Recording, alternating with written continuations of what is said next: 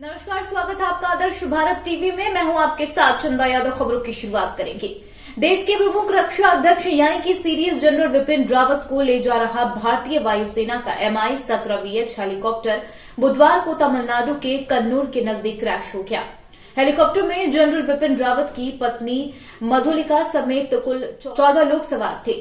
भारतीय वायुसेना ने बताया कि हादसे में जनरल रावत और उसकी पत्नी समेत कुल 13 लोगों की मौत हो गई। सेना ने दुर्घटना के कारणों का पता लगाने के लिए जांच के आदेश दिए हैं।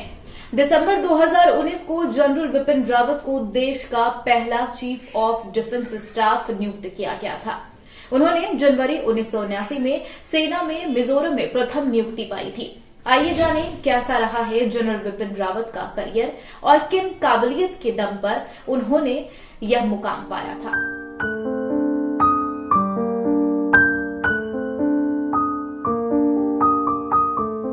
जनरल विपिन रावत एक ऐसा नाम जो सख्त और साहसिक फैसले लेने के लिए विख्यात था। देश का पहला चीफ ऑफ डिफेंस स्टाफ बनने से पहले जनरल रावत थल सेना प्रमुख थे।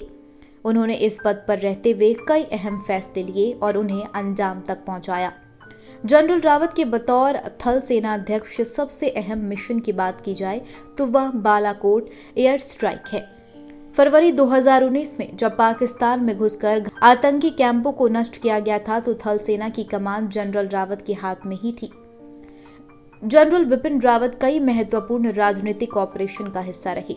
बालाकोट में आतंकी संगठन जैश ए मोहम्मद के ठिकानों पर हमला कर उन्हें नष्ट करने के दौरान बतौर थल सेना अध्यक्ष उन्होंने रणनीति बनाने में अहम भूमिका निभाई थी। बता दें, कश्मीर के पुलवामा में एक हमले में केंद्रीय सुरक्षा बल के 40 जवानों की शहादत के बाद भारतीय सैन्य बलों ने पाकिस्तान की सीमा में घुसकर बालाकोट में आतंकी कैंपों को नेस्तनाबूद किया था। कहा जाता है इस ऑपरेशन के समय जनरल रावत दिल्ली में साउथ ब्लॉक के अपने ऑफिस से कमान संभाल रही थी। इसके अलावा 2015 में देश की पूर्वोत्तर सीमा से लगे पड़ोसी देश म्यांमार में भी आतंक विरोधी ऑपरेशन में उन्होंने अपने अनुभव से दिशा दिखाई थी। उन्हें पूर्वोत्तर में उग्रवाद को नियंत्रित करने के लिए भी जाना जाता है। सीडीएस जनरल विपिन रावत ने पाकिस्तान और चीन के साथ लगती सीमाओं पर परिचालन संबंधित विभिन्न जिम्मेदारियां संभाली। उन्होंने पूर्वोत्तर समेत कई इलाकों में अहम पदों पर काम किया। जनरल विपिन रावत के नेतृत्व में ही सेना मणिपुर में सीआरपीएफ के काफिले पर हुए हमले के बाद सीमा पार म्यांमार में सर्जिकल स्ट्राइक की थी। इस सर्जिकल स्ट्राइक में एनएससीएन के कई उग्रवादियों को मार गिराया था और उनके कैंप तबाह कर दिए थे।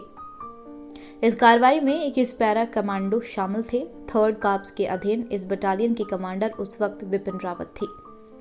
म्यांमार में की गई सर्जिकल स्ट्राइक की सफलता के बाद सरकार का जनरल रावत पर भरोसा और भी बढ़ गया था। नतीजतन रावत को 31 दिसंबर 2016 में सेना के तीनों अंगों का अध्यक्ष नियुक्त कर दिया गया था। कहते हैं कि इस मुकाम तक पहुंचने में रावत को पूर्वी सेक्टर में एलओसी, पूर्वोत्तर के अशांत इलाकों और कश्मीर में काम करने का लंबा अनुभव काम आया।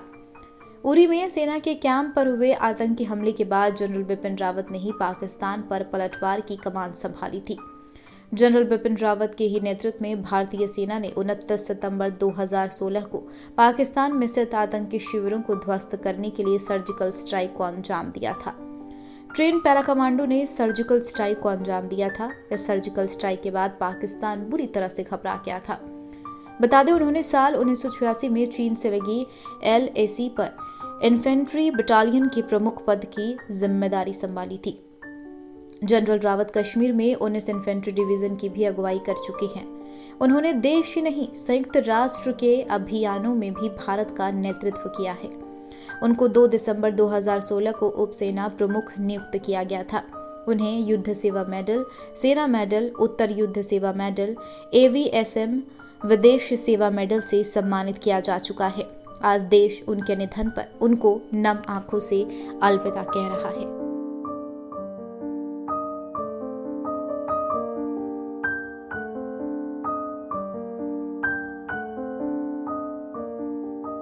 जनहित की आवाज को जन जन तक पहुंचाने के लिए अगर आप तमाम खबरों को फेसबुक पर देख रहे हैं तो ज्यादा से ज्यादा लाइक करें, और अगर आप इन खबरों को यूट्यूब पर देख रहे हैं तो चैनल को अब तक सब्सक्राइब नहीं किया तो सब्सक्राइब जरूर करें और इन तमाम खबरों को लाइक करें और शेयर करें। नमस्कार।